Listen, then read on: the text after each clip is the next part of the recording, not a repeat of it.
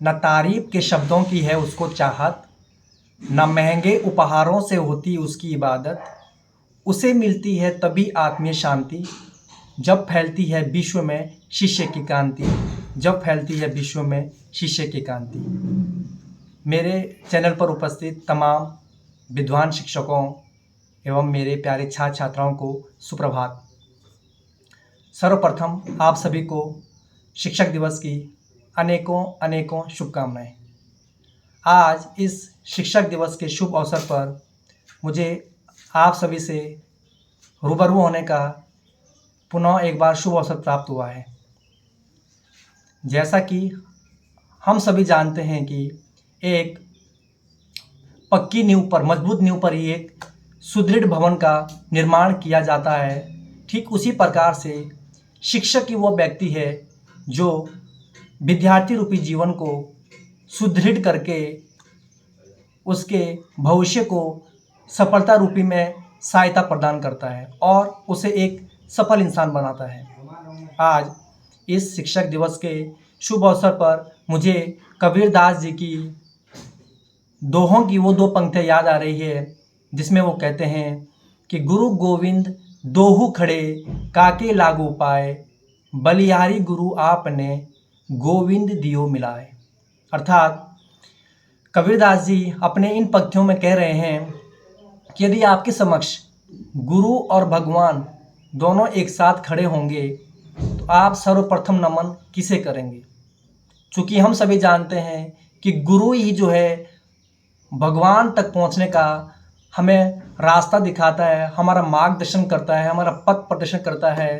अर्थात सर्वप्रथम नमन गुरु को ही किया जाना है। गुरु ही पूजनीय है, गुरु ही वंदनीय है, गुरु ही नमनीय है। गुरु का जो स्थान है वो ईश्वर से भी ऊपर रखा गया है। तभी तो शास्त्रों में कहा गया है, गुरु रे ब्रह्मा गुरु रे विष्णु गुरु रे देवो महेश्वरा गुरु रे साक्षात परम ब्रह्मा तस्मै श्री गुरुवे नमः।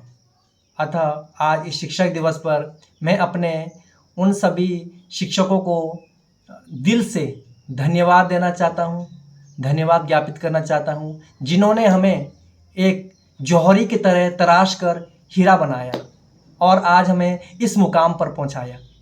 मैं अपने उन सभी शिक्षकों को तहे दिल से धन्यवाद देता हूँ।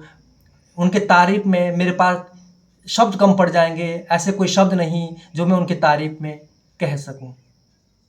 शिक्षक समाज का ही नहीं बल्कि राष्ट्र निर्माण में भी का अति महत्वपूर्ण स्तंभ है। वैदिक काल से ही आपने देखा होगा कि शिक्षक और शिष्य या विद्यार्थी के बीच में एक बहुत ही सम्मानजनक स्थिति में अनवरत रूप से फैला हुआ है। उनके बीच में एक बहुत सुंदर सम्मानजनक स्थिति का एक कलेक्शन है, एक कनेक्शन है। किसके बीच में? गुरु और शिष्य के बीच में। शिक्षक अपने समस्त जीवन को एक तेल के दीपक की तरह जलाकर एक ऐसी नस्ल तैयार करता है जो कि परिवार, समाज और राष्ट्र रूपी उद्यानों को विभिन्न प्रकार के फूलों से सुगंधित करती है। लेकिन आज के परिप्रेक्ष्य में देखा जाए, पहले के परिप्रेक्ष्य में पुरातन काल में क्या होता था?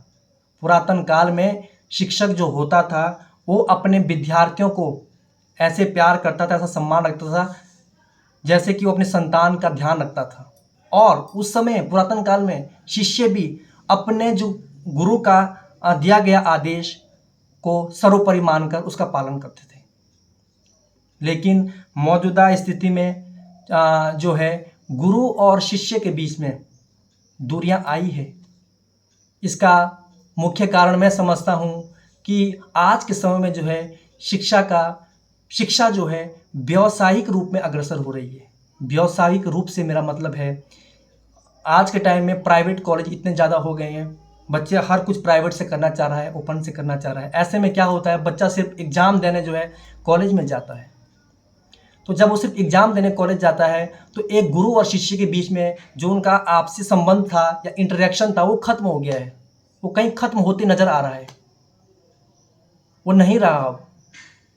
तो जब वो नहीं रहा, इंटरेक्शन नहीं रहा, बच्चा कॉलेज नहीं आता है या बच्चा स्कूल नहीं जा रहा है, कॉलेज नहीं जा रहा है, तो टीचर भी कैसे उस बच्चे को पहचान पाएगा और बच्चा भी उस टीचर को कैसे पहचान पाएगा। इस वजह से उनके बीच में जो दूरियां हैं वो देखती हुई नज़र आ रही है, बिकॉज ऑफ दिस शिक्षा का व्यवसायीकरण, उसकी ओर हमारी शिक्षा अग्रसर हो रही है।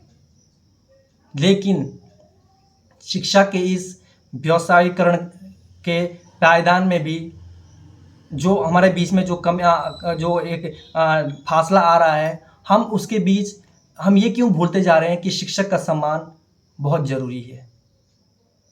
शिक्षक ही आपको मंजिलों तक पहुंचाता है। प्रथम शिक्षक आपकी मदर है, सेकंड शिक्षक उसके बाद आपके गुरु है। 3-4 साल के जब बच्चा होता है उसके बाद की जो शिक्षा होती है, तब से लेकर जब तक वो सक्सेस नहीं होता है, वो शिक्षा उसे उसका गुरु ही प्रदान करता है, स्कूल के माध्यम से, कॉलेज के माध्यम से। तो शिक्षक जो है वो सिर्फ समाज का ही नहीं बल्कि राष्ट्र का भी एक मजबूत स्तंभ है। हमें ये भूलना नहीं चाहिए, वही आपकी नींव को मजबूत करता है। तो मैं समझता हूँ कि समय की मांग है कि शिक्षक और विद्यार्थी के बीच में एक ऐसे संबंध जरूरी हो गए हैं, जिससे कि एक ऐसा आपसी मिलाप जरूरी हो गया है कि जिससे जो है शिक्षक जो है विद्यार्थी को ऊंचाइयों तक पहुंचा सके। मैं समझता हूं कि एक शिक्षक के लिए उसकी संपत्ति, उसकी महत्वपूर्ण पूंजी उसके बच्चे हैं, ना कि उसकी सैलरी।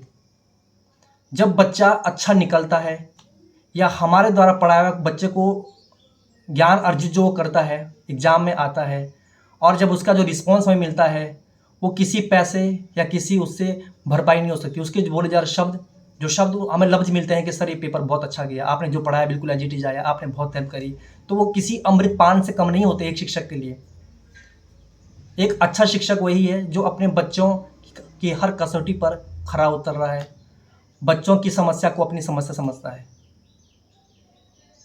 ऐसा मैं इसलिए नहीं कह रहा हूँ कि मैं एक शिक्षक हूँ, मैं एक शिक्षक, बल्कि मैं ही एक शिक्षक नहीं हूँ, मेरे जो गुरुजी है वो भी मेरे शिक्षक रहे हैं, उनके भी गुरुजी शिक्षक रहे होंगे। तो ये शिक्षक गुरु शिष्य की परंपरा चलती आ रही है, हर कोई शिक्षक है। अब शिष्य जो है या गुरु जो है, गुरु किसी भी दिन का मोहताज नहीं होता कि उसके लिए कोई दिन हो।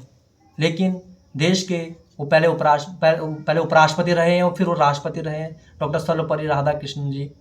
उनका शिक्षा के क्षेत्र में बहुत बड़ा योगदान रहा है, जिस कारणवश जो है उनके जन्मदिन को जो है शिक्षक दिवस के रूप में मनाया जाता है कि जिस तरह से उनका योगदान शिक्षा के क्षेत्र में रहा, उसी तरह से तमाम हमारे शिक्षक जो है पूरे भारतवर्ष में उनका भी योगदान शिक्षा के क्षेत्र में रहा है। तो उनके एक दिन डेडिकेट करने के लिए, जिस तरह से डॉक्टर डे मनाया जाता है, आपका एनवायरनमेंट डे मनाया जाता है, उस तरह शिक्षक दिवस मनाया जाता है। एक दिन शिक्षकों को याद करने के लिए, उनका जो डेडिकेशन है बच्चों के प्रति, जो उनका समर्पण है, उसको याद करने के उपज में।